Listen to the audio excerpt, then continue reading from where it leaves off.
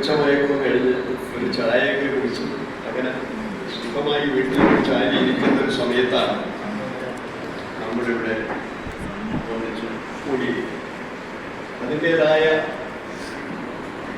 ചില ഉറക്കച്ചടവുമൊക്കെ നമ്മുടെ മുഖത്ത് പലരുടെയും മുഖത്ത് കാണാൻ, പക്ഷെ അപ്പൂട്ടം വളരെ വ്യത്യസ്തമാണ്, വളരെ സന്തോഷമായിട്ടാണ് പറഞ്ഞത്.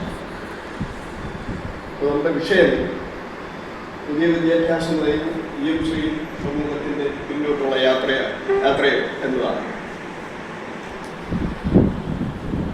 ലോകം വികസിക്കുക, ശാസ്ത്രം കുതിക്കുകയും അതിനനുസരിച്ച് സമൂഹത്തെ വാർത്തെടുക്കാൻ നമ്മുടെ പാരമ്പര്യ വിദ്യാഭ്യാസ സമ്പ്രദായത്തിന് പലപ്പോഴും പല കാലങ്ങളിലും അതിന് പലപ്പോഴും പുതുക്കലുകൾ ആവശ്യമാണ്. അതുകൊണ്ട് ഇത് പലതവണ സംഭവിച്ചിട്ടുണ്ട്. മഹാശാലകളെന്ന ബ്രാഹ്മണീയ വിദ്യാഭ്യാസ കാലത്ത് നിന്ന് നമ്മൾ കുടിപ്പള്ളിക്കൂടങ്ങളിൽ നിന്ന് വെർണാക്കുലർ സ്കൂളുകളിലേക്ക്, അവിടെ നിന്ന് മിച്ചർ സാഹിബിൻ്റെ ഈ വിദ്യാഭ്യാസ പരിഷ്കാരങ്ങളുടെ ഒക്കെ കടന്നാണ് നമ്മൾ ഒരുപാട് കടമ്പകൾ കടന്നാണ് നമ്മൾ ഇന്ന് ഒരു ഈ വിദ്യാഭ്യാസ സമ്പ്രദായത്തിൽ എത്തി നിൽക്കുന്നത്. നമ്മളൊക്കെ പഠിച്ചത് അങ്ങനെ ഒരുപാട് പരിഷ്കരണങ്ങൾക്ക് വിധേയമായതിനു ശേഷമുള്ള ഒരു വിദ്യാഭ്യാസ സമ്പ്രദായത്തിൻ്റെ ഉൽപ്പന്നങ്ങളാണ് നമ്മളത്. ഇവിടെ 2022 ഒരു പരിഷ്കരണം വന്നു. അത് 2027 5 കൊല്ലം കൊണ്ട് അവസാനിപ്പിക്കണം എന്നാണ് പദ്ധതി വിഭാവനം ചെയ്യുന്നത്. അതനുസരിച്ചാണെങ്കിൽ ഏതാണ്ട് 14,500 സ്കൂളുകൾ സാർവദേശീയ തലത്തിലേക്ക് ഉയർത്തുന്നു. അതായത് നമ്മുടെ ഇന്നത്തെ നവോദയ വിദ്യാലയത്തിൻ്റെ ഒരു പടി കൂടി ഉയർന്ന സ്റ്റേജിലേക്ക് അത് എത്തിക്കുമെന്നാണ്. അതിനവർ പറഞ്ഞത് എങ്ങനെയാണ് വീതിച്ചിരിക്കുന്നതെന്ന് ചോദിച്ചാൽ, ഒരു ബ്ലോക്കിൽ മിനിമം 2 സ്കൂൾ, ഒരു HSS ലെവലിലുള്ള ഒരു സ്കൂള്, ഒരു പ്രൈമറി തലത്തിലുള്ള സ്കൂൾ, അത് UPS വേണമെങ്കിലും ആകാം, LPS ആകാം. ഇത് രണ്ടും അതാണ് അന്താരാഷ്ട്ര നിലവാരത്തിലേക്ക് മാറ്റുന്നു. അങ്ങനെയാണെങ്കിൽ ഏകദേശം നമ്മളിവിടെ കൊടുത്തിട്ടുള്ള ലിസ്റ്റ് ഏതാണ്ട് 350-56 സ്കൂളുകളൊക്കെ അതിനകത്ത് വരാം. അതിന് കൃത്യമായൊരു കണക്കില്ല. ഏതായാലും 300-350 മുകളിൽ, 340 മുകളിലാണ്. തിരുവനന്തപുരം ജില്ലയിൽ 11 സ്കൂളുകളുടെ ലിസ്റ്റാണ് വന്നിട്ടുള്ളത്. 7 ഹൈസ്കൂളുകളും 4 പ്രൈമറി സ്കൂൾ. നെടുമങ്ങാട്ട് 2 സ്കൂളുകളാണ് വന്നിട്ടുള്ളത്. അത് ഏതൊക്കെയാണെന്ന് കൃത്യമായി പറയാൻ കഴിയും. ഒന്ന് HSS നെടുമങ്ങാട് നൽകാം, അത് നമ്മുടെ ഗേൾസ് ഹൈസ്കൂളാണോ മഞ്ചയിലെ ബോയ്സാണോ നമുക്കറിയില്ല. പിന്നെ ഒന്നുള്ളത് കരകുളം പഞ്ചായത്ത് ഒരു LP സ്കൂൾ. അപ്പൊ ഇതിൻ്റെ പ്രത്യേകത എന്താണ്? ഇതിനകത്ത് 4-5 കാര്യങ്ങൾ പറയുന്നുണ്ട്. അതായത് ഒന്ന്, ഡിജിറ്റൽ വിദ്യാഭ്യാസം കൊണ്ടുവരും. പാരമ്പര്യ പഠന സമ്പ്രദായങ്ങൾ കൂടി ആധുനിക സമ്പ്രദായങ്ങളുമായി കൂട്ടിച്ചേർക്കും. ആധുനിക ശാസ്ത്ര പഠനങ്ങളുണ്ടാവും.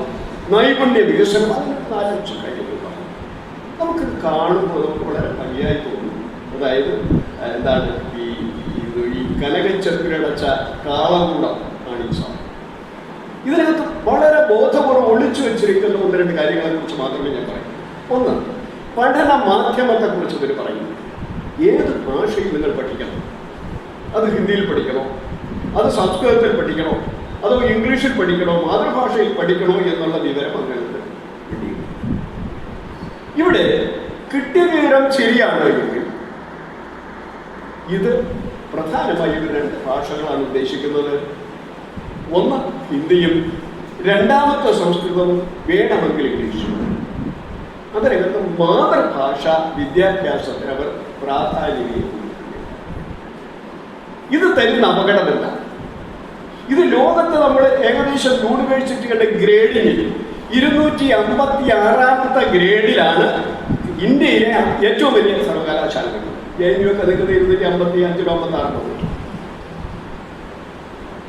എന്നാൽ ലോകത്തെ ഈ ഗ്രേഡിൽ ആദ്യത്തെ 10 യൂണിവേഴ്സിറ്റികൾ എടുത്താൽ ഈ 10 യൂണിവേഴ്സിറ്റികളിലെയും പഠന മാധ്യമം അവിടുത്തെ മാതൃഭാഷ. സ്പെയിനിലാണ്, സ്പാനിഷ് ഭാഷയിലുള്ള ഒരു യൂണിവേഴ്സിറ്റികളുടെ സ്ഥലം. അപ്പോൾ വിദ്യാഭ്യാസത്തെ തന്നെ, അതായത് ഒരു സംസ്കാരത്തിനെ നശിപ്പിക്കാൻ ആദ്യമായി ചെയ്യേണ്ട അവരുടെ മാതൃഭാഷയെ നശിപ്പിക്കുക എന്നുള്ളതാണ്. 1492 കൊളംബസ്, ഞാൻ ഒരിക്കൽ ഒരു സെക്രട്ടറിയുടെ ഇടയിൽ വെച്ച് പറഞ്ഞ വിവരം തന്നെ വീണ്ടും ആവർത്തിക്കുകയാണ്. അവിടെ 1492 കൊളംബസ് തെക്കേ അമേരിക്ക കണ്ടുപിടിക്കുമ്പോൾ അവർക്ക് അവിടുത്തെ ഈ കടന്നു കയറണമെങ്കിൽ അവിടെ മതം പ്രചരിപ്പിച്ചേ പറ്റൂ. അതിനുവേണ്ടി അവർ ശ്രമം നടത്തി പരാജയപ്പെട്ടപ്പോൾ സാമൂഹ്യ ശാസ്ത്രജ്ഞർ കൊടുത്തൊരു നിർദ്ദേശമില്ല, നിങ്ങൾ ആദ്യമായി അവരുടെ ഭാഷയെ നശിപ്പിക്കും, അതിലൂടെ അവരുടെ സംസ്കാരം നശിച്ചുകൊള്ളും. അവരുടെ ഭാഷയും സംസ്കാരവും നശിച്ചു കഴിഞ്ഞാൽ നിങ്ങൾക്ക് കൃത്യമായി നിങ്ങളുടെ ആശയം അവിടെ പ്രചരിപ്പിക്കാൻ പറ്റും. വളരെ ആസൂത്രിതമായി ഇത് ഈ പറഞ്ഞവരുടെ പഴുത്തിനകത്ത് നൂല് കയറുന്നു പറയണം, പഴുവറിയിൽ നൂലൊറിയിൽ കയറിയത്. ഈ നവോദയ വിദ്യ ഇതുപോലെ തന്നെയാണ് മറ്റൊരു സമ്പ്രദായം കിടക്കുന്നത്. 2 തരം സമൂഹത്തെ നമ്മൾ വാർത്തെടുക്കുക. സാധാരണ സർക്കാർ സ്കൂളുകളിൽ പഠിച്ചിറങ്ങുന്ന നമ്മുടെ സാധാരണക്കാരനായ കുട്ടികൾ, ഈ പറഞ്ഞതുപോലെ അന്താരാഷ്ട്ര നിലവാരമെന്ന് അവർ പറയുന്ന സ്കൂളിൽ നിന്ന് പഠിച്ചിറങ്ങുന്ന, അന്യഭാഷയിൽ പഠിച്ചിറങ്ങുന്ന, ഒരാളെ സംബന്ധിച്ചിടത്തോളം ഹിന്ദിയൊക്കെ അന്യഭാഷയിൽ പഠിച്ചിറങ്ങുന്ന ഒരു സമൂഹം. അപ്പൊ ഈ അങ്ങനെ ഒരു 2 തരത്തിൽ ഭാവി പൗരന്മാരെ വാർത്തെടുക്കുന്ന ഒരു സമ്പ്രദായമാണ്. പിന്നെ ഇതിനകത്ത് വരുന്ന മറ്റൊരു സമ്പ്രദായം ശാസ്ത്ര പഠനമാണ്. പക്ഷേ ഏത് ശാസ്ത്രം? നമ്മൾ ശാസ്ത്രമെന്ന് നമ്മുടെ മനസ്സിലേക്ക് വരുന്ന മോഡേൺ സയൻസാണ്. പക്ഷെ ഈ ശാസ്ത്രം അതല്ല. അതിനകത്ത് അവർ കൃത്യമായിട്ട് പറയുന്നുണ്ട്, തദ്ദേശീയ ശാസ്ത്രവും പൗരാണിക ശാസ്ത്രവും ഇപ്പോഴത്തെ ശാസ്ത്രം. എന്താണ് ഈ പൗരാണിക ശാസ്ത്രം? ശാസ്ത്രം അടിക്കടി പുതുങ്ങിക്കൊണ്ടിരിക്കുന്നതും പുതുക്കലിന് വിധേയമായ ഒരു സമ്പ്രദായമാണല്ലോ ശാസ്ത്രം അല്ലെങ്കിൽ സയൻസ്. അപ്പൊ അവര് പറയുന്നത് പാരമ്പര്യ ശാസ്ത്രം കൂടി പഠന വിധേയമാക്കണം എന്ന് പറഞ്ഞാൽ നമുക്ക് ഈ പറഞ്ഞതുപോലെ ചാണകത്തിൽ നിന്ന് പ്ലൂട്ടോണിയം വേർതിരിച്ചെടുക്കാൻ കഴിയുമോ എന്നുള്ള ശാസ്ത്രം കൂടി ഇതിനകത്ത് ഉൾപ്പെടുമെന്നാണ് ഇത് പറഞ്ഞിരിക്കുന്ന ഒരു മന്ത്രിയാണ്. ഇതൊരു പരസ്യമായ ഒരു വേദിയിൽ ആയിരക്കണക്കിന് ആളുകൾ കൂടിയ ഒരു വേദിയിൽ നിന്നാണ് അയാൾ പറയുന്നത്. അപ്പൊ ഇതുകൂടി ഇതിനകത്ത് വരുമ്പോൾ ആധുനിക ശാസ്ത്രം എവിടെ നിൽക്കും? ഇവരീ പറയുന്ന പൗരാണിക ശാസ്ത്രം എവിടെ നിൽക്കും? അപ്പൊ ഈ ഒരു അപകടം ഇതിനകത്ത് പതിയും. അപ്പൊ ഈ അന്താരാഷ്ട്ര നിലവാരമുള്ള പള്ളിക്കൂടത്തിൽ പഠിക്കുന്ന കുട്ടികൾ പുറത്തിറങ്ങിയാൽ അന്താരാഷ്ട്ര നിലവാരത്തിൽ നിന്നുള്ള ഒരു ശാസ്ത്രജ്ഞനെ സൃഷ്ടിക്കാൻ കഴിയുമോ? ചോദ്യം അവിടെ നിൽക്കുക. പിന്നെ ഇവര് പറയുന്നത് എന്താണ്? ചരിത്രം എന്ന് പറയുന്നത് വൈദേശികരുടേതല്ല, ഹൈന്ദവ ശാസ്ത്രം പഠിക്കണം. എന്താണ്? അല്ല, ഹൈന്ദവ ചരിത്രം പഠിക്കണം. എന്താണ് ഹൈന്ദവ ചരിത്രം? നമ്മൾ ചരിത്രം പഠിക്കുന്ന ആളുകൾക്കറിയാം, നമുക്കിവിടെ ഉണ്ടാകുന്ന ചരിത്രം 10ാം നൂറ്റാണ്ടിന് ശേഷം മാത്രമേ ഇവിടെ ഇന്ത്യയെ കുറിച്ചൊരു ചരിത്ര ഗ്രന്ഥം ഉണ്ടാകുന്നുള്ളൂ. അത് വിദേശികൾ എഴുതുക, അറബികൾ എഴുതുക. അതിനു മുമ്പുണ്ടായിരുന്ന ചരിത്രങ്ങളുണ്ട് നമുക്ക്. ആ ചരിത്രമാണ് ഒന്ന് മൂഷിക വംശം. നമുക്കിവിടെ ചരിത്ര കാവ്യങ്ങളെ ഉള്ളൂ, ചരിത്രമില്ല. ചരിത്രവും ചരിത്ര കാവ്യം തമ്മിലുള്ള വ്യത്യാസമാണ്. ഒരു നടന്നൊരു സംഭവത്തിനെ, അല്ലെങ്കിൽ നടന്നു എന്ന് സങ്കല്പിക്കപ്പെടുന്ന ഒരു ചരിത്രത്തിനെ, അല്ലെങ്കിൽ പറഞ്ഞു കേട്ട ഒരു സംഭവത്തിനോടൊപ്പം നമ്മുടെ ഭാവനയെ ഒക്കെ കൂടെ ചേർത്തുണ്ടാക്കുന്ന കാവ്യമാണത്. ഇവിടെയാണ് നമ്മൾ മാർത്താണ്ഡവർമ്മ എന്ന് പറയുമ്പോൾ 8 വീട്ടിപ്പിള്ളമാരുണ്ട്, മാർത്താണ്ഡവർമ്മയെ ഓടിച്ച കഥയുണ്ട്, മാർത്താണ്ഡവർമ്മയെ രക്ഷപ്പെടുത്തിയ ബ്രാഹ്മണരുണ്ട്, ഒക്കെ ഉണ്ട്. പക്ഷേ അതൊരു നോവലാണെന്നുള്ള കാര്യം മറന്നിട്ട് അതിനെ ചരിത്രമാക്കി നമ്മൾ മാറ്റുമ്പോഴാണ് അന്ധവിശ്വാസത്തിലേക്ക് ചെന്ന് ചാടുന്നത്. ഇവിടെയാണ് തന്നെയാണ് ഇവിടെയും സംഭവിക്കുന്നത്. 118 രാജാക്കന്മാരുടെ ഒരു പട്ടികയാണ് മൂഷിക വംശത്തിൽ. അതുപോലെ തന്നെ കാശ്മീർ രാജാക്കന്മാരുടെ പട്ടികയാണ് രാജതരംഗിണി. ആ രാജതരംഗിണിയിൽ ഇതുപോലൊരു 600-650 രാജാക്കന്മാരാണ്. കലിയുഗത്തിന്റെ തുടക്കം മുതലുള്ള രാജാക്കന്മാരുടെ ഒരു പട്ടികയുണ്ട്. അപ്പൊ ഈ കലിയുഗം എന്ന് തുടങ്ങിയെന്നോ അത് യാഥാർത്ഥ്യമാണോ എന്നോ അതിൽ പറയുന്ന സംഭവം ശരിയാണോ എന്ന് തെളിയിക്കാനുള്ള രേഖയോ തെളിവോ മറ്റൊന്നും ഇല്ലാതിരിക്കുമ്പോൾ ഇതൊരു ചരിത്രമായി മാറുമ്പോൾ ഈ കുട്ടികൾ വീണ്ടും അന്ധവിശ്വാസത്തിലേക്ക് ചെന്ന് ചാടുകയാണ് ചരിത്രം പഠിക്കുന്നത്. അപ്പൊ ഇവിടെ തന്നെ അത് പഠിക്കുന്നത് ഏത് ഭാഷയിലാണ്? സംസ്കൃതം.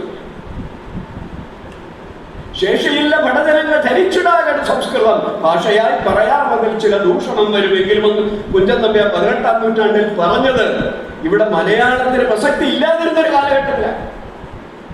നമ്മളൊക്കെ പറയും, നമ്മളൊക്കെ വളരെ ആർഭാടത്തോടെ മലയാളം എന്ന് പറയും നമ്മുടെ മാതൃഭാഷയായിരുന്നു, നമ്മുടെ ഭരണമാണ്. ഇതൊന്നും ആയിരുന്നില്ല. മുതലകൻ രേഖകൾ പരിശോധിക്കുമ്പോൾ അറിയാം, 17ാം നൂറ്റാണ്ടിന്റെ മധ്യം വരെ ഇവിടെ നിലവിലുണ്ടായിരുന്നത് തമിഴായിരുന്നു ഭരണഭാഷ. എഴുത്ത് ഭാഷ തമിഴായിരുന്നു. ആദ്യമായി മലയാളത്തിലെ എല്ലാ ഭരണരേഖകളും മലയാളത്തിൽ എഴുതണമെന്ന് ആവശ്യപ്പെട്ടത് സ്വാതി തിരുനാളാണ്. അദ്ദേഹത്തിന്റെ കാലം നിങ്ങൾക്കറിയാം. 1829 മുതൽ 1842 വരെ.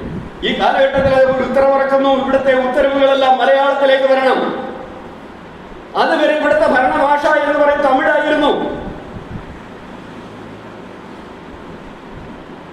അത് മാത്രമല്ല, മലയാളത്തിൽ കവിത എഴുതാൻ അരക്കവിയായി കണ്ടിരുന്നൊരു കാലം. 18 കവി പുനർനമ്പൂതിരി അറിയാം, ഇവർക്കൊക്കെ അറിയാം. മലയാളത്തിൽ കവിത എഴുതിയാണ് ഒരു കവിയായി കൂട്ടുള്ള അരക്കവിയായി കൂട്ടും.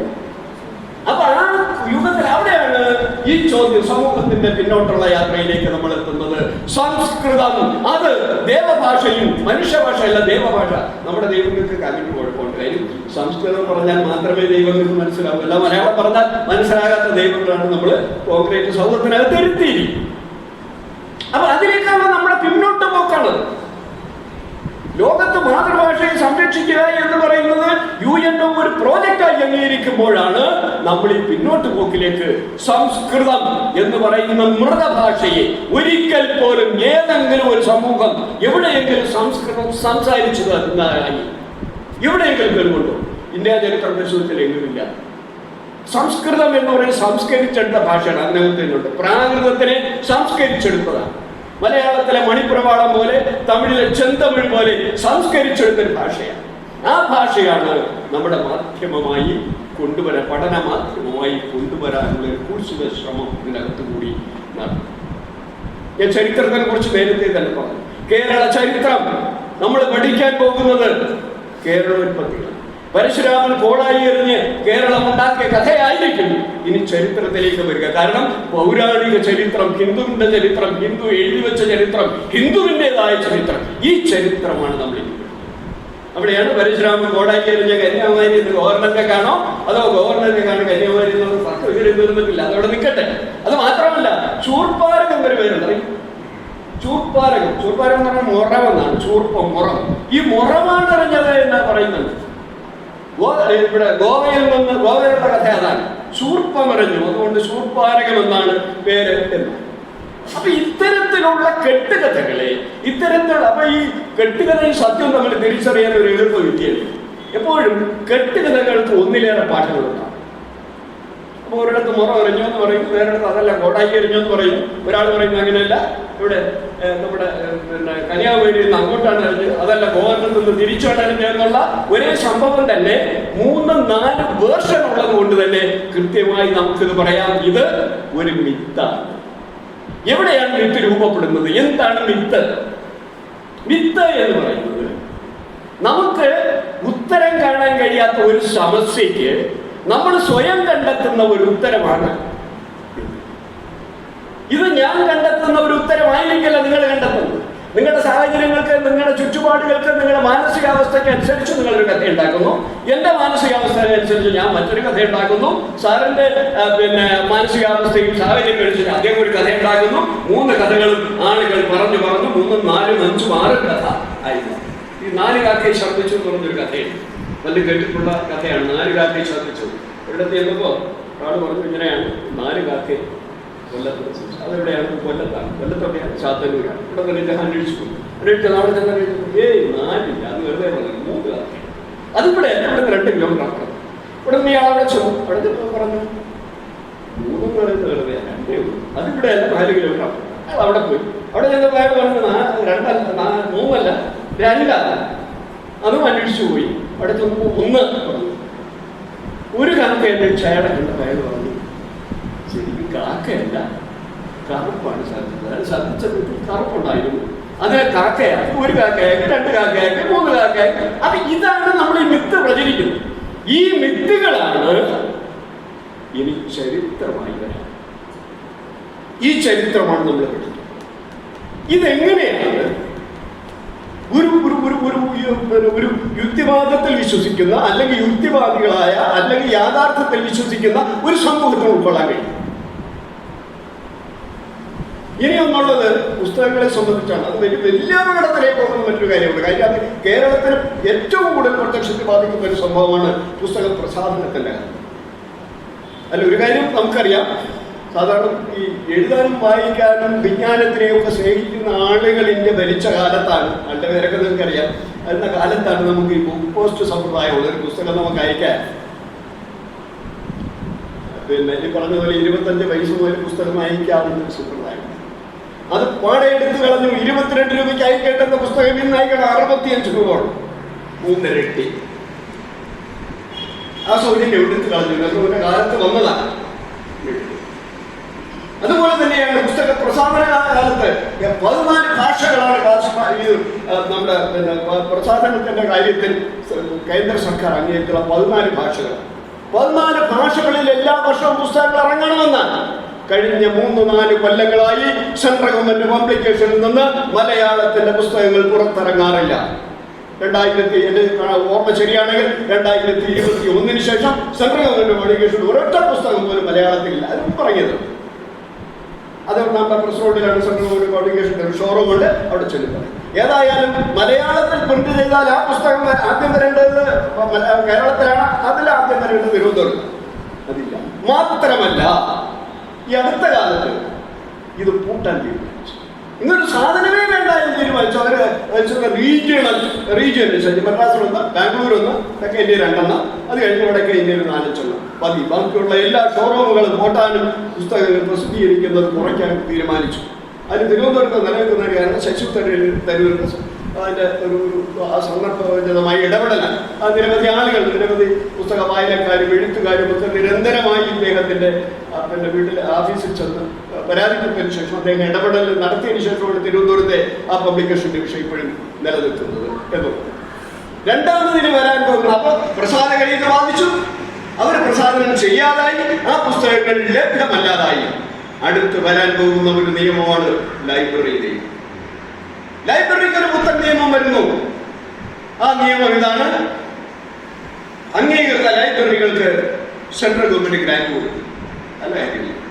ലൈബ്രറികളൊക്കെ നന്നാവും, നല്ല പുസ്തകങ്ങൾ വാങ്ങിക്കും, എല്ലാ സൗകര്യങ്ങളും ഉണ്ടാകും. പക്ഷേ പുസ്തകം ഏത് വാങ്ങണമെന്ന് പണം തരുന്നവൻ തീരുമാനിക്കും. ഏത് ഭാഷയിലുള്ള പുസ്തകങ്ങൾ വാങ്ങണമെന്ന് അവർ തീരുമാനിക്കും. ആ നിയമം വരുന്നു, ബില്ല് തയ്യാറായിക്കൊണ്ടിരിക്കുന്നു. ആരുമില്ല. അപ്പൊ എങ്ങനെയാണ് നമ്മുടെ ഭാഷയിലൂടെ സംസ്കാരത്തിലൂടെ ഒരു സമൂഹത്തിന്റെ നിലനിൽപ്പിനെ, അതിന്റെ വ്യക്തിത്വത്തെ എങ്ങനെ നശിപ്പിക്കാൻ കഴിയുമെന്നുള്ളതിന്റെ ഒരു ഉദാഹരണമാണ്. മറ്റൊന്ന് വരുന്നു, ദേശീയ ഗ്രന്ഥം. നമുക്കിതുവരെ അങ്ങനെ ഒരു ദേശീയ ഗ്രന്ഥത്തിനെ കുറിച്ച് ആരും ചിന്തിച്ചിട്ടില്ല. അടുത്ത ഗ്രന്ഥം വരുന്നു ഭഗവത്ഗീത. ഭഗവത്ഗീത ദേശീയ ഗ്രന്ഥമായി പ്രഖ്യാപിക്കാൻ പോകുന്നു. ഭഗവത്ഗീതയ്ക്ക് ഒരു പ്രത്യേകത, നമ്മളൊക്കെ വായിച്ച ഗവേഷണമൊന്നും ചെയ്യാതെ തന്നെ നമുക്ക് പറയാം, മഹാത്മാഗാന്ധി കൊണ്ടുവരുന്ന ഗ്രന്ഥം ഭഗവത്ഗീതയാണ്. മഹാത്മാഗാന്ധിയെ വെടിവെച്ച് വന്ന ഗോഡ്സെ കൊണ്ടുവരുന്നതും ഇതേ ഭഗവത്ഗീത. അപ്പൊ നിങ്ങൾക്ക് കൊല്ലാനും കഴിയും, നിങ്ങൾക്ക് ഒരാളിന് ജീവൻ കൊടുക്കാനും ഭഗവത്ഗീതയ്ക്ക് കഴിയും. അങ്ങനെ നിങ്ങൾക്ക് തോന്നിയ തരത്തിൽ വ്യാഖ്യാനിക്കാവുന്ന ഒരു ഗ്രന്ഥമാണ് ദേശീയ ഗ്രന്ഥമായി പ്രഖ്യാപിക്കാൻ പോകുന്നത്. ഇതിലേതെങ്കിലും ഒരു വരി, 700 ശ്ലോകങ്ങളുള്ള ഭഗവത്ഗീതയിൽ ഒരൊറ്റ വരി കേൾക്കുന്നവനെ കുറിച്ചുണ്ട്, അധ്വാനിക്കുന്നവനെ കുറിച്ച് ഒരൊറ്റ വരി അതിനകത്തുണ്ട്. അറിയാൻ വായിച്ചുള്ളവർക്കറിയാം. ഒരൊറ്റ വരി പോലും അതിനകത്തില്ല. മറിച്ച് ധർമ്മോപദേശ കാവ്യങ്ങളിൽ അത് 100% നമ്മൾ അംഗീകരിക്കണമെന്നില്ല. പക്ഷേ തൊഴിലാളികളെ കുറിച്ച്, വേർക്കുന്നതിനെ കുറിച്ച്, കർഷകനെ കുറിച്ച് കൃത്യമായി അടയാളപ്പെടുത്തിയൊരു ഗ്രന്ഥം നമുക്കുണ്ട്. കേരളത്തിലുണ്ടായൊരു ഗ്രന്ഥം നമുക്കുണ്ട്.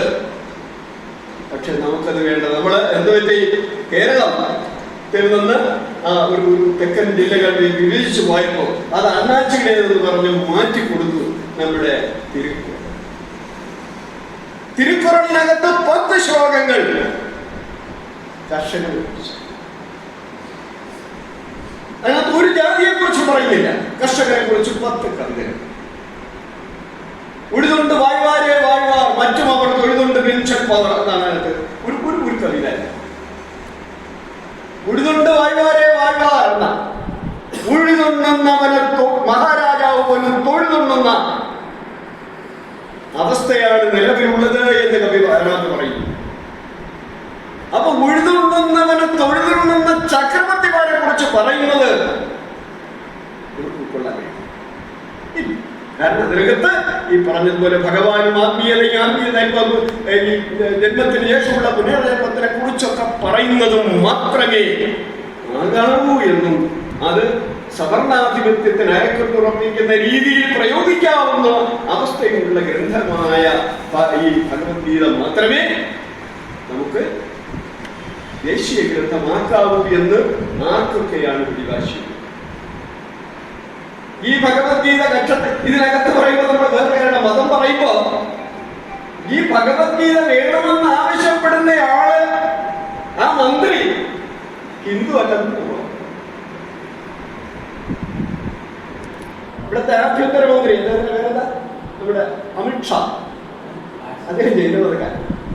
ഞാൻ മതം പറയുകയല്ല, അദ്ദേഹം ജൈനമതക്കാരനാണ്. അതാണ് ഈ നഗ്നസന്യാസിയുടെ മുമ്പ് ചെന്ന് ഇദ്ദേഹം ചെന്ന് കാലിത്തോട്ട് വരുന്നതൊക്കെ നമ്മളെ കണ്ടതാണ്. നഗ്നസന്യാസിമാരിന്നും ദിഗംബരന്മാരായ സന്യാസിമാർ ഇന്നും ജീവിച്ചിരിക്കുക, ഇന്നും ഉള്ളത് ജൈനമതം.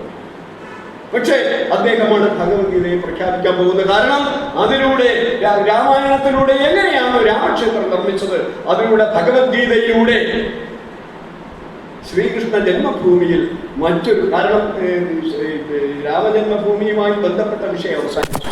പിന്നെ അടുത്തൊരു രാഷ്ട്രീയ വിഷയം മതപരമായ അത് ശ്രീകൃഷ്ണ ജന്മസ്ഥാനിൽ നിന്ന് തന്നെയാകണം. ശ്രീകൃഷ്ണ ജന്മസ്ഥാനിൽ നിന്നാകണമെങ്കിൽ ഏറ്റവും എടുത്ത് ഒരു രണ്ട് തലയുള്ള കായംകുളം വാട് പോലെ പ്രയാപിക്കാവുന്ന ഒരു പുസ്തകമാണ്. അപ്പോൾ ഇത് പാഠ്യപുസ്തകമാവുകയും ദേശീയ പുസ്തകമാവുകയും ഒക്കെ ചെയ്യുമ്പോൾ നമ്മുടെ വിദ്യാഭ്യാസത്തെ എങ്ങനെയാണ് ഇത് ബാധിക്കുന്നത് എന്ന് സമൂഹത്തിന്റെ പിന്നോട്ടുള്ള യാത്രയ്ക്ക് അത് ആക്കം കൂട്ടുമെന്നുള്ള കാര്യത്തിൽ ആർക്കും ഒരു തർക്കവും വേണ്ട. ഏത് നമ്മൾ ഈ പറഞ്ഞ പോലെ അധികം വായനയും ചിന്തയും ശീലവും ഒന്നുമില്ലാത്ത ആളുകൾക്ക് തന്നെ ബോധ്യമാകാം. അവിടെയാണ് ഈ മുദ്രാവാക്യത്തിന് ഏറെ പ്രസക്തി ഉള്ളത് എന്ന് ഞാൻ കരുതി. അപ്പൊ നമ്മൾ മനസ്സിലാക്കേണ്ടുന്ന ഒരൊറ്റ കാര്യമേ ഉള്ളൂ. ഇതെന്തുകൊണ്ടാണ്? ഇതൊന്നും അറിഞ്ഞുകൂടാത്ത ആളുകളാണ് നമ്മുടെ രാഷ്ട്രീയം, നമ്മുടെ പൊതുപ്രവർത്തനം, നമ്മുടെ വിദ്യാഭ്യാസ പ്രവർത്തനം. എന്തുകൊണ്ടാണ് ഇതിനെതിരെ പ്രതികരിക്കാത്തത്? എന്തുകൊണ്ടാണ് ചെറുവിരൽ അനക്കാത്തത്? ആരെയാണ് പേടിക്കുന്നത്? അപ്പൊ ഇവിടെ ഈ പറഞ്ഞതുപോലെ എവിടെയാണ് നമ്മള് ഇദ്ദേഹം ബാലേന്ദ്രൻ ചുള്ളിക്കാട് പറഞ്ഞതുപോലെ നേരത്തെ നമ്മള് പുറത്തായിരുന്നു അസുഖം. ഇപ്പൊ പറഞ്ഞതുപോലെ ഇപ്പൊ നമ്മുടെ മനസ്സിനകത്താണ് കുഷ്ഠം ബാധിച്ചത്. മതമെന്ന ജാതി എന്ന വിഭാഗീയത എന്ന കുഷ്ഠം നമ്മുടെ മനസ്സിനകത്താണ് ബാധിച്ചിരിക്കുന്നത്. ആ കുഷ്ഠം നമ്മൾ മനസ്സിൽ വെച്ചുകൊണ്ട് നടക്കുന്നിടത്തോളം കാലം ഇതുപോലെ PMC പോലുള്ള പദ്ധതികൾ വന്നുകൊണ്ടിരിക്കും, വിദ്യാഭ്യാസ പദ്ധതികൾ വന്നുകൊണ്ടിരിക്കും, ഇതുപോലുള്ള നിയമങ്ങൾ വന്നുകൊണ്ടിരിക്കും. നമ്മൾ ആദ്യമൊക്കെ അവിടെയുള്ള നമ്മളെ പോലുള്ള കൊച്ചു കൊച്ചു ഗ്രൂപ്പുകൾ ഒറ്റപ്പെട്ട ശബ്ദം ഉയർത്തിയെന്നിരിക്കും, ഇത് കണ്ടില്ലെന്ന് നടിച്ചിരിക്കും. അതോടുകൂടി ഇത് കെട്ടടങ്ങുകയും ചെയ്യും. അതാണ് നമ്മൾ കണ്ടുവരുന്നത്. ഇതിനെങ്കിലും ആ ഗതി വരാതിരിക്കട്ടെ എന്ന് മാത്രം ആണ് ഇപ്പൊ നമുക്ക് ആശിക്കാനുള്ളത് എന്ന് പറയാൻ മാത്രമേ കഴിയൂ. ഞാൻ ഇപ്പോൾ പൂർണ്ണമായിട്ടൊന്നും ഇതിനൊന്നും ടച്ച് ചെയ്ത് പോയിട്ടില്ല. വളരെ വിശദമായി സംസാരിക്കുക എന്ന് പറയുന്നത് നമ്മൾ പിന്നെ നോട്ട് എഴുതി വെച്ച് ബാക്കിയെല്ലാം ഓർമ്മിപ്പിക്കില്ല. 17 വയസ്സായി. അതുകൊണ്ട് എൻ്റെ ഓർമ്മയിലുള്ള വിവരങ്ങൾ മാത്രമാണ് ഞാൻ നിങ്ങളുടെ മുമ്പിൽ പങ്കുവെച്ചു. നടത്തുന്ന രീതിയിലുള്ള വർത്തമാനം പറഞ്ഞു. ഒന്ന് രണ്ട് ചോദ്യങ്ങൾ വരുന്നു. ആദ്യത്തെ ചോദ്യം, ഏത് ഇന്ത്യയെ കുറിച്ചാണ് സംസാരിച്ചത്, അല്ലെങ്കിൽ ആ ഇന്ത്യയെ കുറിച്ച് എന്താണ് പറയാൻ? ആദ്യം മനസ്സിലാക്കണം, ഇന്ത്യ എന്നത് ഒരു രാഷ്ട്രീയ നിർമ്മിതിയാണ്, ഒരു സാംസ്കാരിക നിർമ്മിതിയാണ്. പല പല ഉപസംസ്കാരങ്ങളുടെ ഒരു സങ്കലനമാണ് ഇന്ത്യൻ സംസ്കാരം. അപ്പോൾ ആ ഓരോ ഇന്ത്യൻ സംസ്കാരം, ഓരോ ഉപസംസ്കാരത്തിനും അതിൻ്റെതായ വ്യക്തിത്വം. ആ വ്യക്തിത്വം നിലനിർത്തിക്കൊണ്ടാണ് 1952 പട്ടിണി കിടന്ന് മരിച്ച ഒരു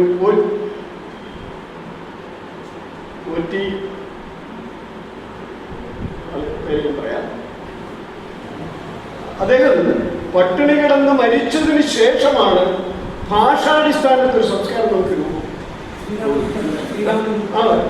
കൊട്ടിയിൽ ശ്രീരാമൻ 1952 മദ്രാസിൽ കിടന്ന് പട്ടിണി കിടന്ന് നിരാഹാരം കിടന്ന് മരിച്ച ഒരു മനുഷ്യന്റെ ആത്മാവിൽ നിന്നാണ് ഇത് രൂപപ്പെട്ടു വരുന്നത്. ഇവിടുത്തെ നമ്മുടെ ഈ സംസ്ഥാന ഇന്നത്തെ ഫെഡറൽ സംസ്ഥാനം. അതുകൊണ്ടാണ് ഇന്ത്യയിൽ ഫെഡറൽ സംവിധാനം.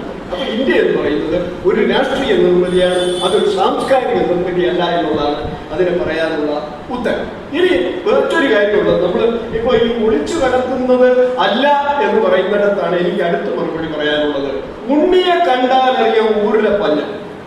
നമുക്കറിയാം, കുട്ടിയെ കാണുമ്പോൾ അറിയാം വീട്ടിൽ പട്ടിണി ഉണ്ടോ ഇല്ലെന്നുള്ളത് ലോക സത്യം. നിങ്ങൾക്കറിയാമോ, അമർനാഥ് രാമകൃഷ്ണൻ എന്നൊരാളല്ല, ഈ അമർനാഥ രാമകൃഷ്ണനാണ് നമ്മുടെ വൈഗാ നദിയുടെ തീരത്ത് സിന്ധു നദിയുടെ സംസ്കാരത്തോളം പഴക്കമുള്ള, അല്ലെങ്കിൽ ഗുജറാത്തിലെ ലോതലിനോളം പഴക്കമുള്ള ഒരു സംസ്കാരം നിലനിന്നിരുന്നു എന്ന് അവിടെ ഖനനം ചെയ്ത് തെളിവുകൾ ചെയ്ത് പുറത്തുകൊണ്ടു. C14 ടെസ്റ്റിലൂടെ അത് കണ്ടെത്തിയത് BC 800 മുതൽ AD 300 വരെയുള്ള കാലം. ഈ റിപ്പോർട്ട് അദ്ദേഹം AICയിലെ ആർക്കോളജിക്കൽ സർവേ ഓഫ് ഇന്ത്യയിലെ അസിസ്റ്റന്റ് ഡയറക്ടറാണ്. അത് ഈ റിപ്പോർട്ട് സെൻട്രൽ ഗവൺമെന്റ് കൊടുക്കുന്നു. എന്താണ് സംഭവിച്ചത്? ഒരൊറ്റ മാസം കഴിഞ്ഞപ്പോൾ അദ്ദേഹത്തെ ഡൽഹി വിളിച്ചിട്ട് പറഞ്ഞു റിപ്പോർട്ട് മാറ്റി കിട്ടണം. അദ്ദേഹം പറഞ്ഞു ഇത് ശാസ്ത്രമാണ്, ഇത് C14 ടെസ്റ്റിലൂടെ തെളിയിക്കപ്പെട്ടതാണ്, അമേരിക്കയിൽ നിന്ന് വന്ന ടെസ്റ്റ് റിപ്പോർട്ടാണ്, ഇത് മാറ്റാൻ പറ്റില്ല. അത് ഞാൻ എൻ്റെ തൊഴിലിനോടും ഞാൻ പഠിച്ച വിഷയത്തിനോടും ചെയ്യുന്ന ദ്രോഹമായിരിക്കും പറ്റില്ല. ശരി, മൂന്നാം ദിവസം അദ്ദേഹത്തിന് online transfer order to Assam ജോലി. ഈ അമർനാഥ രാമകൃഷ്ണൻ കേരള ഹിസ്റ്ററി കോൺഗ്രസ്, ഞാൻ കൂടി അധ്യക്ഷനായിരുന്ന ആ ഹിസ്റ്ററി കോൺഗ്രസ് അദ്ദേഹം പങ്കെടുത്തു. 2 മണിക്കൂർ അദ്ദേഹം എന്നെ സംബന്ധിച്ചു പത്രക്കാരുടെ വന്ന വാർത്ത. എന്തുകൊണ്ട് ഈ റിപ്പോർട്ട് പിൻവലിക്കണം? നിങ്ങൾക്കറിയുമോ, ഗുജറാത്തിൽ ലോഥാലിലെ സംസ്കാരത്തെക്കാൾ പഴക്കമുള്ള സംസ്കാരം തെക്കേ ഇന്ത്യയിൽ കണ്ടെത്തിയത് അവർക്ക് ഉൾക്കൊള്ളാൻ കഴിയില്ലായിരുന്നു. ഇവിടുത്തെ ദ്രവിഡിയൻ സംസ്കാരം, അതായത് ഇവിടെ നിലനിന്നിരുന്നത് മുഴുവൻ ആര്യ സംസ്കൃതിയാണ് എന്നും ആ ആര്യ സംസ്കൃതിക്ക് ബദലായി ദ്രവിഡിയൻ കൾച്ചറിന്റെ സംസ്കാരം നമുക്കിവിടെ ഉണ്ട് എന്ന് തെളിവ് സഹിതം ഹാജരാക്കിയതുകൊണ്ട് ആ റിപ്പോർട്ട് എഴുതിയവരെ ട്രാൻസ്ഫർ ചെയ്തു. മാത്രമല്ല അത് ഫ്രീസ് ചെയ്യിച്ചു. മാത്രമല്ല അത് കേരളത്തെ ബാധിക്കുന്ന ഒരു വിഷയമാണ്. കേരളത്തിലെ കൂടി ബാധിക്കും. നമുക്കറിയാം, മുല്ലപ്പെരിയാറിലെ അണക്കെട്ടിൽ നിന്നുള്ള വെള്ളം നേരെ ഇറച്ചിപ്പാലം വഴി നേരെ ചെല്ലുന്ന വൈഗയിലേക്കാണ്. ആ വൈഗ വഴിയാണ് വെള്ളം പോകുന്നത്. ഇതിന്റെ ഈ ഒരു വഴി, ഈ പഴയ ട്രേഡ് റൂട്ട് വഴി ഇടുക്കിയിൽ കണ്ടെത്തിയ സംസ്കാരം, ഇടുക്കിയിൽ നിന്ന് ഉത്ഭവിക്കുന്ന പെരിയാർ തീരത്തെ കണ്ടെത്തിയ സംസ്കാരം, ഇത് തമ്മിൽ ഒരു ട്രേഡ് റൂട്ടായിരുന്നു, ഇത് തമ്മിൽ ലിങ്ക് ഉണ്ടായിരുന്നു സ്ഥാപിക്കാനുള്ള ശ്രമത്തിന് പാര വെച്ചുകൊണ്ടാണ് അദ്ദേഹം എന്ത് ഇവിടെയാണ് നമ്മൾ നിങ്ങൾ ബന്ധപ്പെടുത്തിയത്. അപ്പൊ ലോഥാലിൽ ഗുജറാത്തിൽ കണ്ടെത്തിയ, വടക്കേ ഇന്ത്യയിൽ കണ്ടെത്തിയ ഒരു സംസ്കാരത്തിന് തുല്യമായ ഒരു സംസ്കാരം ദ്രവിഡിയൻ കൾച്ചറുമായി ബന്ധപ്പെട്ട് തെക്കേ ഇന്ത്യയിൽ കണ്ടെത്തി എന്ന് പറയുന്നത് ആര്യന്റെ മേൽക്കോയ്മ. ഞാനിപ്പോ അതിനകത്ത് വിഭാഗീയത കാണുന്ന ഒരാളല്ല, എങ്കിലും നമുക്ക് പറയാതിരിക്കാൻ പറ്റില്ല. അതിന്റെ മുകളിൽ ഒരു ആര്യൻ, അവർ ദ്രവിഡിയൻ കൾച്ചറുകൾ എന്ന് പറയുന്നത് അവരെ കെട്ടിക്കൊണ്ടുവന്ന ആര്യന് കെട്ടി ഉയർത്തിയ ആര്യൻ കൾച്ചർ ഒളിഞ്ഞു വീഴുമെന്നുള്ളത് കൊണ്ടാണ്. ഇന്നും അദ്ദേഹം സർവീസിലുണ്ട്. അദ്ദേഹത്തെ അദ്ദേഹത്തിന്റെ പ്രൊമോഷൻ തടഞ്ഞു വെച്ചിട്ടുണ്ട്.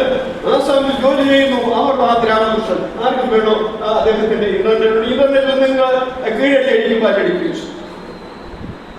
അപ്പൊ ഇതെങ്ങനെയാണ് വിദ്യാർത്ഥികളുടെ ഒളിച്ചു കിടത്തുന്നത് എന്ന് ഉള്ളത് കൂടി നമ്മൾ ചർച്ച ചെയ്യപ്പെടണം എന്നുള്ളതാണ് വളരെ പ്രധാനപ്പെട്ട ഒരു കാര്യം.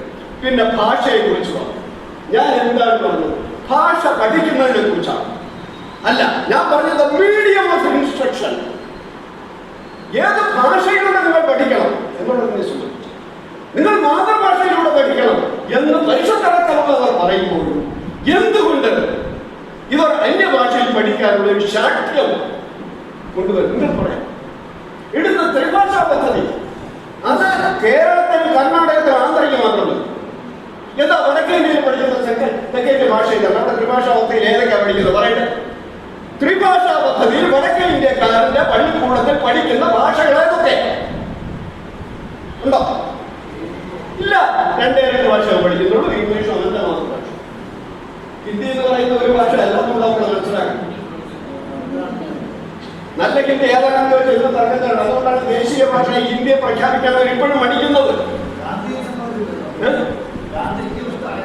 അതെ അതെ. അപ്പൊ ഈ എങ്ങനെയാണ് ഇത്? ഈ ത്രിഭാഷാ പദ്ധതി നമുക്ക് മാത്രം മതിയോ? എന്താണ് അതിന് മറുപടി പറയാറ്? അപ്പൊ ആർക്കും വേണ്ടാത്ത മലയാളി ഇത് 3 പഠിക്കണം. തമിഴൻ അങ്ങനെ കൈ കൊണ്ട് നിൽക്കുക. ആ പറഞ്ഞാൽ ഉടനെ മണ്ണുക്കും ഉയരും തമിഴുക്കും. അങ്ങനത്തെ മുദ്രാവാക്യമാണ്. എന്റെ ശരീരമായി എന്റെ മണ്ണിനാണ്, എന്റെ ജീവൻ എന്ന് പറയുന്നത് എന്റെ ഭാഷയ്ക്കാണ്. അവൻ പറഞ്ഞതുകൊണ്ട് മേടിച്ചു പോയവരെ അതുകൊണ്ട് മാത്രമാണ് അവൻ മാറ്റി നിർത്തിയത്. അല്ലാതെ സൗജന്യം കൊടുത്തതല്ല നമ്മുടെ. ഇത് നമുക്ക് അങ്ങനെയല്ല. നമ്മൾ എന്ത് കിട്ടിയാലും നമ്മൾ അക്കൂട്ടത്തിലാണ് കിട്ടുന്ന നമ്മുടെ വായി വിഴുങ്ങുന്നത്. മറ്റൊന്നും കൂടി ഞാൻ പറയാം. ഈ 2025 ഓഗസ്റ്റ് വരെ ഇവരിത് വൃത്തികെടുത്തല്ലേ പറഞ്ഞുകൊണ്ടാണ്, ഇത് ഹിന്ദുയിസം വളർത്തുന്നതാണെന്നല്ലേ പറഞ്ഞുകൊണ്ടാണ്. ഇവരിവിടെ മുഴുവൻ നടന്ന് പ്രസംഗിച്ചില്ലേ? ഇവരുടെ പോഷക സംഘങ്ങൾ മുഴുവൻ വൈദ്യുതികളെ ചർച്ച ചെയ്തില്ലേ? എനിക്കൊന്നും അതുപോലെ അതിലങ്ങനെ ചർച്ചയിൽ പങ്കെടുത്തോന്ന് എനിക്കറിയില്ല. ചർച്ച ചെയ്തില്ലേ? ഇല്ലേ? എന്നിട്ട് എന്താണ് ഈ ഒരൊറ്റ 30 ദിവസത്തിനുള്ളിൽ ഈ മാറ്റം വന്നത്? എങ്ങനെയാണ്? അപ്പൊ അതുവരെ മണ്ടത്തരം പറഞ്ഞതിന് പരസ്യമായി മാപ്പ് പറയണ്ടേ? പറയൂ. അപ്പൊ ഇത് ഈ ചോദ്യങ്ങൾക്ക് മറുപടി പറയേണ്ടത്. അതുപോലെ തന്നെയാണ് സ്കൂൾ തെരഞ്ഞെടുപ്പിനെ കുറിച്ച് ഞാൻ ഒരു അക്ഷരം പറഞ്ഞില്ല. സ്കൂൾ എങ്ങനെ നിങ്ങൾക്ക് ഇഷ്ടമുള്ള സ്കൂൾ തെരഞ്ഞെടുപ്പ്, ഈ പദ്ധതിയെ തന്നെ എതിർക്കുന്ന രാജ്യത്തിലാണ് സ്കൂൾ തെരഞ്ഞെടുപ്പ്. അപ്പൊ ഇവിടെ ഞാൻ വിക്രമനോട് പറഞ്ഞു, വിക്രമൻ ശരിക്കും പറഞ്ഞാൽ വിക്രമനെ മറുപടി പറഞ്ഞുകൊണ്ട് തുടങ്ങാൻ ഞാൻ വിചാരിച്ചു. കാരണം ഈ അയ്യങ്കാളിയുടെ ഒരു ആത്മീയ ഗുരുണ്ട്, അറിയാമോ? സദാനന്ദ സ്വാമി. ഈ സദാനന്ദ സ്വാമിയുടെ എറണാകുളത്ത് ചിറ്റൂരുകാരൻ. അദ്ദേഹം തമിഴ്നാട് വഴിയൊക്കെ കറങ്ങി തിരിഞ്ഞ് അവസാനം തിരുവനന്തപുരത്ത് നമ്മുടെ ഇവിടെ ശ്രീകണ്ഠേശ്വര ക്ഷേത്രത്തിന് മുമ്പിൽ നിന്ന് 13 ദിവസം പ്രസംഗിച്ചു. തമിഴ് മലയാളം പ്രസംഗിച്ചു. ഈ 13 ദിവസം കേൾക്കാൻ ഒരാളുണ്ടായിരുന്ന അയ്യങ്കാളി.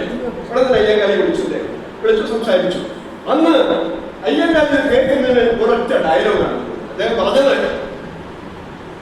ദളിതരായ നിങ്ങളുടെ അവകാശങ്ങൾ ആരും വിളിച്ചു തരില്ല, നിങ്ങൾ പോരാടി നേടണം. അത് തന്നെയാണ് ഈ വിക്രമനോട് പറയാം. ഒറ്റയ്ക്കാണെങ്കിൽ ഒറ്റയ്ക്ക്, ആരെങ്കിലും ഒക്കെ കാണുന്നു. അതുകൊണ്ട് എനിക്ക് അവിടെ എന്റെ വഴി എന്തിന് ഞാൻ നടക്കണം എന്നല്ല, നീ വഴിയെ നടക്കണം. ഈ ചെറുക്കുന്ന വരട്ടെ. അതുകൊണ്ട് അത് വേണ്ട. ഞാൻ ഇപ്പോഴും പറയുന്നതാണ്, ഇടിച്ചു കയറണം എന്നുള്ള അഭിപ്രായമാണ് എനിക്കുള്ളത്. ഇനി എനിക്ക് അത് വന്നോണ്ടിരിക്കട്ടെ. കാരണം ഇതിലേറെ അനുഭവത്തിലാണ് ഞാൻ വെള്ളം നടന്ന് നാടിട്ട് നിലവങ്ങാട്ട് വന്നത്. ഇതിനേക്കാൾ ഏറെ അനുഭവിച്ചു. എനിക്ക് വണ്ടിയിലേക്ക് കൊല്ലാൻ ശ്രമിച്ച ആളുകൾ ഇന്നും ജീവിച്ചിരുന്നുണ്ട്. അതുകൊണ്ട് അതിലത്ര വലിയ കാര്യമൊന്നുമില്ല. അപ്പോ ഇതാണ് ഞാൻ പറഞ്ഞതിന്റെ വ്യക്ത ചുരുക്കം. അല്ലാതെ ഇവിടെ പിന്നെ ഏത് ഭാഷയിൽ നിങ്ങൾ 3 ഭാഷ പഠിക്കണമെന്ന് ഞാൻ പറഞ്ഞില്ല. അതുപോലെ തന്നെയാണ് ഇവരെന്തുകൊണ്ടാണ് ഞാൻ പറയും പൗരാണിക ശാസ്ത്രം പഠിക്കുന്നതിന് മറുപടി പറയാത്ത എന്താണ്? പൗരാണിക ശാസ്ത്രം കൂടി പഠിക്കണം. ഇന്ത്യയിലെ ഹിന്ദു രാജ്യ ചരിത്രം പഠിക്കണം. അതെന്നെ ഉള്ളതാണ്. ഇവിടെ സാറ് പറഞ്ഞ വേറെ പ്രശ്നമുണ്ട്. ഇതൊക്കെ ഇവിടെ ഇപ്പൊ നിലവിലുള്ള നമ്മൾ പറയുന്ന പദ്ധതികളെല്ലാം വരുന്നത് ഉപപാഠ പുസ്തകങ്ങളാണ്. നിങ്ങൾക്ക് വേണമെങ്കിൽ വായിക്കാതിരിക്കുക, പഠിക്കാതിരിക്കുക ചെയ്യാം. അതിന് പരീക്ഷയില്ല, അതിന് പഠിപ്പിക്കണമെന്ന് നിർബന്ധമില്ല. അതായത് തമിഴ് ഹിന്ദി പഠിക്കുന്ന പോലെ തമിഴ് ഹിന്ദി വേണമെങ്കിൽ പഠിക്കാതിരിക്കും. അപ്പൊ ഇതാണ് ഇതിന്റെ അവസ്ഥ. അപ്പൊ ഇത് നമ്മൾ ഇതിനകത്ത് നിങ്ങൾ വേറെ ഒന്നും കാണണ്ട. രണ്ട് കാര്യങ്ങൾ മാത്രമേ ഞാൻ പറയുന്നുള്ളൂ.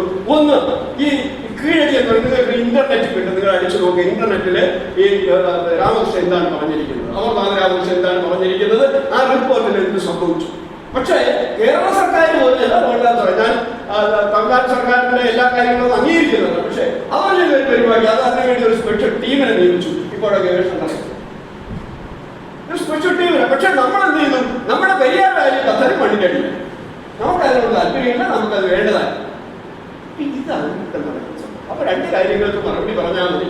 എന്തുകൊണ്ട് ത്രിഭാഷാ പദ്ധതി വടക്കേ ഇന്ത്യയിൽ നടപ്പിലാകുന്നില്ല? 1. 2, 2025 ഓഗസ്റ്റ് വരെ എന്തുകൊണ്ട് ഇതിനെ എതിർത്ത് നടന്നു? ഇപ്പൊ എന്താണ് അതിനെ മാറ്റം വന്നത്? അതിനുശേഷം ഇവർ എന്തുകൊണ്ടാണ് സ്വീകരിച്ചു എങ്കിൽ ആദ്യത്തെ തെറ്റാണെന്ന് പരസ്യമായി മാപ്പ് പറയും. ഇത്രയും കാര്യങ്ങൾ മാത്രമേ എനിക്ക് പറയാനുള്ളൂ.